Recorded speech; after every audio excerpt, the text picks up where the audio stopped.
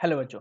तो चलो क्वेश्चन पढ़ते हैं। क्वेश्चन है अपने पास, at the point on the line this which lie at a unit distance from the line this r।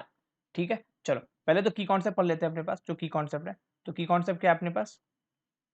Number one, suppose अपने पास एक पॉइंट है x1 y1 और एक लाइन है l ax plus b y plus c equal to 0। तो distance क्या होगा from point to line? तो जो डिस्टेंस होगा वो होगा from point to line perpendicular distance, it is nothing but a x1 plus b y1 plus c upon under root A square plus B square का mod. ठीक है, ये distance होगा। इसको याद कैसे करते हैं? याद ऐसे करते हैं कि जो पॉइंट है ना, पॉइंट को सब्स्टिट्यूट कर दो एल पे अपॉन अंडर रूट ए स्क्वायर प्लस बी स्क्वायर। तो ऐसे याद करते हैं। ठीक है, चलो अब क्वेश्चन की बात करते हैं। तो इस क्वेश्चन में क्या बोला इन्होंने?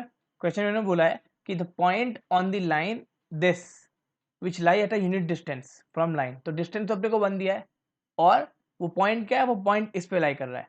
तो जब भी ऐसा कुछ क्वेश्चन हो ना, तो पैरामेट्रिक पॉइंट का यूज करो। तो अब कोई भी, ये एक लाइन है, इस पे कोई भी एक पॉइंट अपने को निकालना है, कोई भी एक पॉइंट निकालना है। तो कैसे निकालेंगे? Let y be t, let y be t. तो जैसे तुम वाई को टी मानोगे, एक्स की वैल्यू क्या आ जाएगी? एक्स की वैल्यू आ जाएगी 4 माइनस टी। तो 4 minus T comma T is a any general point on this line. अब कोई टी कॉमा 4 माइनस टी मान सकता है, तो अपनी अपनी इच्छा है। तो अपने पास पॉइंट आ गए। अब एक बार पॉइंट आ गया ना, इस पॉइंट से इस लाइन पे एक परपेंडिकुलर डिस्टेंस ड्रॉ करना है। और वो कितना दिया? 1 दिया अपने को। तो अपने को basically distance is equal to 1 दिया है, is equal to mod of. तो हमने क्या सीखा था अभी कि इस पॉइंट को सीधा सब्स्टिट्यूट कर दो। तो इस पॉइंट को सीधा सब्स्टिट्यूट कर दो कहाँ? यहाँ पे कर दो सब्स्टिट्यूट। तो 4 into 4 minus T plus 3 into T minus 10 upon under root ए स्क्वायर प्लस बी स्क्वायर। तो under root 4 square plus 3 square. कोई दिक्कत नहीं है। तो इसकी वैल्यू 1 है। तो अब यहाँ से अगर तुम सॉल्व करोगे तो आएगा 1 इज इक्वल टू 4 4 16। तो 16 minus 4t plus 3t minus 10 upon 5 mod. सही बात है। तो अब जिसको सॉल्व कर लोगे जैसे ही, तो क्या आएगा?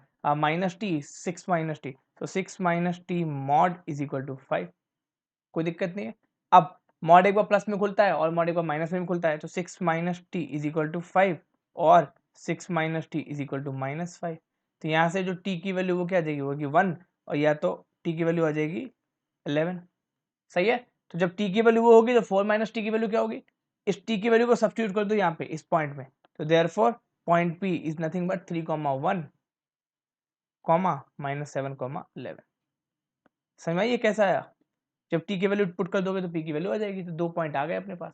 तो देयरफॉर आंसर क्या है? 3 1 माइनस 7 11। तो I hope it helps. Thank you.